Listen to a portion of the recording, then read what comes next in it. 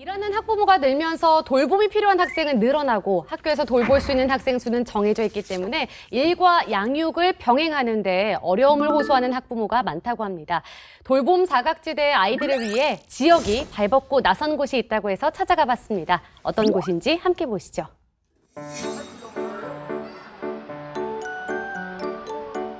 초등학교 저학년 수업이 끝나는 시간이면 아이들이 하나, 둘 학교를 나섭니다. 그런데 운동장 한켠으로 모여드는 아이들이 있습니다. 옷을 갈아입은 걸 보니 방과 후 활동을 하려는 걸까요? 살뜰하게 아이들을 챙기는 선생님, 그리고 왠지 모르게 기분이 좋아 보이는 아이들. 2학년 준혁이도 오늘 기분이 꽤 좋아 보입니다. 그럼 준비를 마친 아이들을 따라가 볼까요? 저 멀리 아이들을 태울 버스가 들어옵니다. 도봉구 초등 돌봄 버스 타요. 아니, 이 귀여운 이름은 뭐죠? 선생님의 도움으로 안전하게 버스에 오르는 아이들. 카메라를 보는 표정도 각양각색인데요. 근데 얘들아, 지금 어디 가는 거니? 지금 공예하러 가요. 뭐가 많이 들어가는데. 풋볼이요. 공예도 하고 풋살도 하러 가는 타요 버스는 바로 방과 후 학교 프로그램에 참여하지 못한 초등학생들을 대상으로 하는 자치구 최초의 돌봄 공공사업인데요. 도봉구가 연계한 학교 밖 교육기관까지 타요 버스를 타고 아이들이 안전하게 이동할 수 있도록 도와줍니다. 학교 인솔 강사님들이 한 분씩 계셔갖고 학교 한 명당 5명, 6명 아이들을 인솔하고 있습니다. 그리고 구청에서도 나오셔갖고 안전 담당하시고 계시고 저희 안전하게 운행되고 있습니다. 타요 버스는 현재 도봉구 총 11개 초등학교를 4개 권역으로 나누어 매주 총 4일을 운행하는데요. 오늘은 창동 권역 아이들이 이용하는 날입니다. 타요버스 타고 가면 어때? 뭐가 좋아?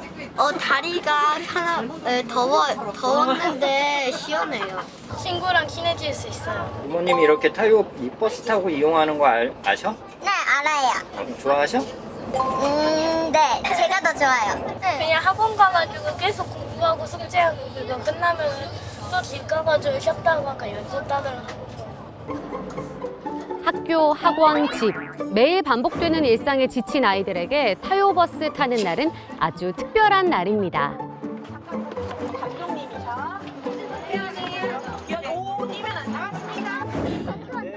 준혁이가 참여하는 수업은 풋살 수업. 준비 운동부터 야무지게 시작합니다. 발목 딱 잡아. 발목 안 잡으면 숫자 안 셀 거야. 발목 잡아야 돼. 하나, 둘. 아무래도 저학년 아이들은 매사에 보호자의 도움이 필요한데요. 인솔 선생님이 부모님 대신 아이들을 챙기는 역할을 든든히 맡아주고 있습니다. 제법 뜨거운 햇살 아래에서도 열렬히 움직이는 아이들. 아이들은 풋살 수업을 통해 운동과 놀이를 병행하며 팀워크와 협동을 배웁니다. 자, 마지막이야.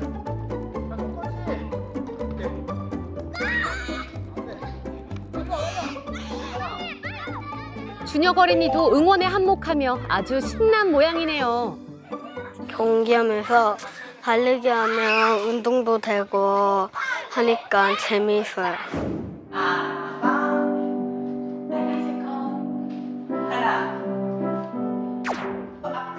와, 발레를 배우는 이 예쁜 친구는 누굴까요? 뒤꿈치, 옳지. 2번. 상도초등학교 신다연이요. 발레 배우는 거 좋아? 네, 점프할 때예요. 친구들이랑 같이 오는 게 좋아요. 방과 후 끝나고 집으로 혼자 가요? 아니요, 엄마가 일 끝나고 바로 데리러 와요. 꿈이요? 디자이너예요. 만드는 디자이너예요. 다현이가 다니는 학교는 곧 타요버스 코스에 포함될 예정이라 현재는 선생님과 부모님이 이동을 맡아 수업에 참여하고 있다고 합니다. 우아한 발레 동작을 따라하는 어린 발레리나들 참 예쁘죠? 사실 발레는 따로 학원을 다니며 배우지 않고는 쉽게 접하기 어려운 수업일 텐데요. 취미로 배우기엔 다소 비싼 수업료 역시도 학부모에겐 부담이겠죠. 이 수업 자체가요, 학교에서는 하지 않는 수업이잖아요. 그러다 보니까 처음에 이 친구들이 왔을 때는 좀 어려워했어요. 스트레칭 하는 것도 어렵고 했지만 자기네들이 거울에서 비친 모습을 보고서 너무 흡족해하면서 더 예쁘게 하더라고요. 그래서 만족도는 좋다고 생각이 듭니다. 지금 취미로 발레하는 거는 그렇게 많이 들지 않는다고 하지만 학원에서 개인적으로 했을 경우에도 가정에 부담이 돼요, 사교육비에. 그런데 지금 도봉구에서 이런 돌봄 교실로 함으로써 아이들이 더 쉽게 가고 또 티칭 방법도 좋아서 어머님들이 더 선호한다고. 네, 올해 5월부터 시작한 도봉 초등 돌봄 버스 타요는 학교 밖 교육 공간을 활용해 돌봄 프로그램을 제공하는 사업으로 이동권이 제한되어 있는 초등생을 대상으로 셔틀버스를 통해 이동을 지원하는 서울시 자치구 최초로 실시하는 돌봄 공공사업입니다. 또한 돌봄 타요 운행을 통해 도봉구에 초등학생 자녀를 둔 학부모에게 지역 교육 자원을 연계한 다양한 교육 기회를 제공하여 사교육비 부담을 덜어줄 수 있을 것으로 기대하며 특히 초등 돌봄 수요가 증가하는 여름방학 기간 동안 좀 더 중점적으로 진행할 예정입니다. 돌봄에 사각지대가 없도록 아이들과 부모님을 위해 지자체가 함께하는 특급 지원. 초등학생 아이들의 방과 후 돌봄이 걱정이라고요? 이젠 걱정 말고 돌봄 버스 타요.